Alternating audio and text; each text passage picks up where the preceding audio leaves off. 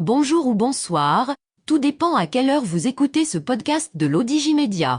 Notre chroniqueur invité, Aziz Bousseta, partage son avis et ses réflexions dans un article qu'il a intitulé « Pour le Sahara, il n'y a pas que le lobbying payant qui paie ». Alors écoutons-le dans ce podcast. L'auteur commence son article ainsi. Il ne fait de doute dans l'esprit de toute personne sensée que la question du Sahara a depuis longtemps dépassé son point d'inflexion, dans un sens favorable au Maroc, malgré les gesticulations et autres rodomontades des gens du Polisario et de leurs donneurs d'ordre algériens, ou plutôt algérois.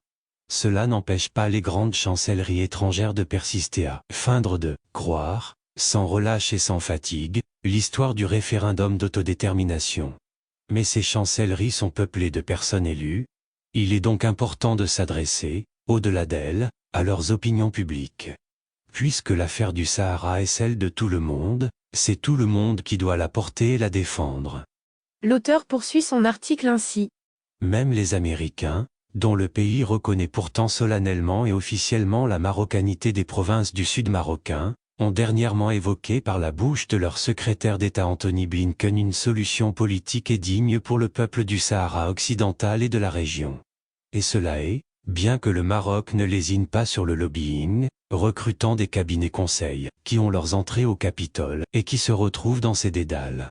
En Europe, les représentations diplomatiques marocaines sont sur bien des fronts pour expliquer la justesse de cette cause et sa profondeur historique. Think tanks et personnels politiques sont approchés, parfois accrochés pour entendre raison et prendre les positions justes et légitimes.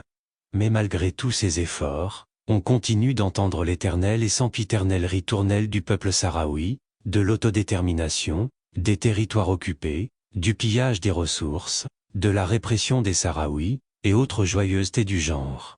Des journalistes en quête de scoop et des élus en mal de notoriété s'invitent régulièrement dans la zone, sont tout aussi régulièrement expulsés par les autorités marocaines, ce qui nuit systématiquement à la réputation du royaume, présenté invariablement comme un occupant, par des médias étrangers trop complaisants et trop peu curieux de la profondeur historique de l'affaire. Ou intéressés par autre chose. L'auteur précise sa pensée ainsi. Ce qui nuit à notre position est précisément la petite ampleur de ce conflit, dont l'opinion publique en Occident, en Chine, en Inde, en Afrique, en Amérique latine et ailleurs se moque. Ainsi qu'on le qualifie, le conflit au Sahara est de basse intensité, et donc, tant que les uns et les autres font leurs affaires au Maroc et que les clients de l'Algérie pour son gaz obtiennent ce gaz, personne dans les chancelleries ne bougera vraiment dans le bon sens. Pire, on persistera à agiter et remuer les choses pour faire durer et perdurer ce conflit, une perpétuation de l'antagonisme algéro-marocain arrangeant les affaires de tant de monde, du moins plus qu'un règlement de ce conflit. Alors il faut non pas changer de politique, puisque celle qui est menée actuellement semble porter ses fruits dans le sens d'une reconnaissance de fait de la marocanité de nos provinces, mais l'appuyer et la soutenir par une action plus résolue en direction des opinions publiques, pour les sortir de leur immense indifférence. Ce sera du lobbying certes, comme l'autre, mais un lobbying non payant, désintéressé, conduit par des Marocains en faveur de leur pays, le Maroc. On se souvient quand, en 2015, la Suède se préparait à reconnaître la République arabe sahraoui démocratique, la gauche marocaine s'était envolée en Suède, dûment mandatée et missionnée. Les responsables de ces partis avaient rencontré leurs pairs scandinaves, leur avaient exposé les choses, les avaient plus ou moins convaincus de la justesse des arguments marocains. Et la Suède était, même provisoirement, revenue à de meilleurs sentiments. L'auteur mentionne ainsi.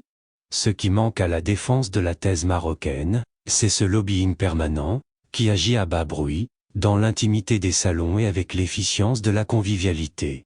Aller vers les corps constitués, sans autre enjeu particulier que d'expliquer les faits, d'exposer les arguments, de rappeler le passé, la grande histoire et les petites histoires. Les Algériens, les Algérois, dans leur hystérie anti-marocaine et leur obsession anti-monarchique, nous aident en martelant leur neutralité d'observateurs tout en étant sur tous les fronts. Leurs médias nous insultent, leurs officiels nous malmènent, leurs généraux nous haïssent, leurs diplomates nous harcèlent, leurs parlementaires nous taclent, leurs services nous menacent, et c'est ce qui fait notre force. Si nous savions plus et mieux y faire, si nous mandations notre société civile, puisqu'eux n'en ont pas, puisque leur société civile est en opposition avec son propre État. L'auteur ajoute ainsi.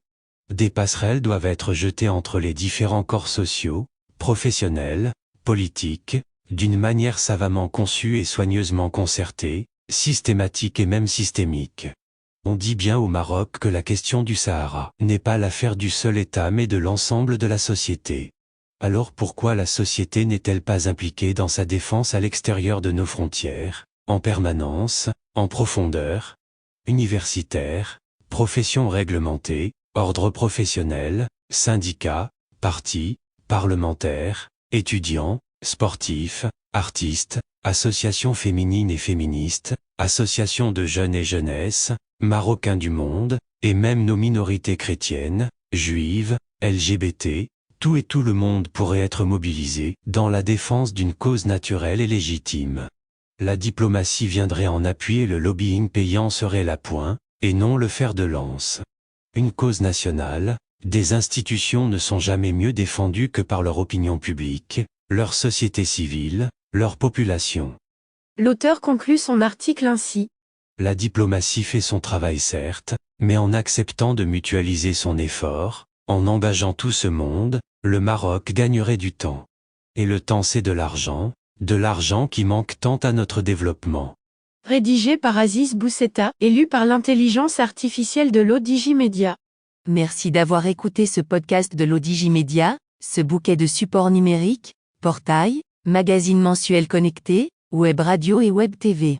N'oubliez pas de télécharger notre application l'Odigimobile sur Play Store et de vous abonner à notre chaîne YouTube l'Odigi TV. Vous pouvez, aussi, nous suivre sur nos réseaux sociaux, Instagram, Facebook, TikTok, LinkedIn et Twitter. Ou encore, vous inscrire sur notre newsletter quotidienne à partir du portail lodigi.ma. Alors, on se dit au prochain podcast de nos chroniqueurs invités. Et à très bientôt, si et seulement si vous le voulez bien.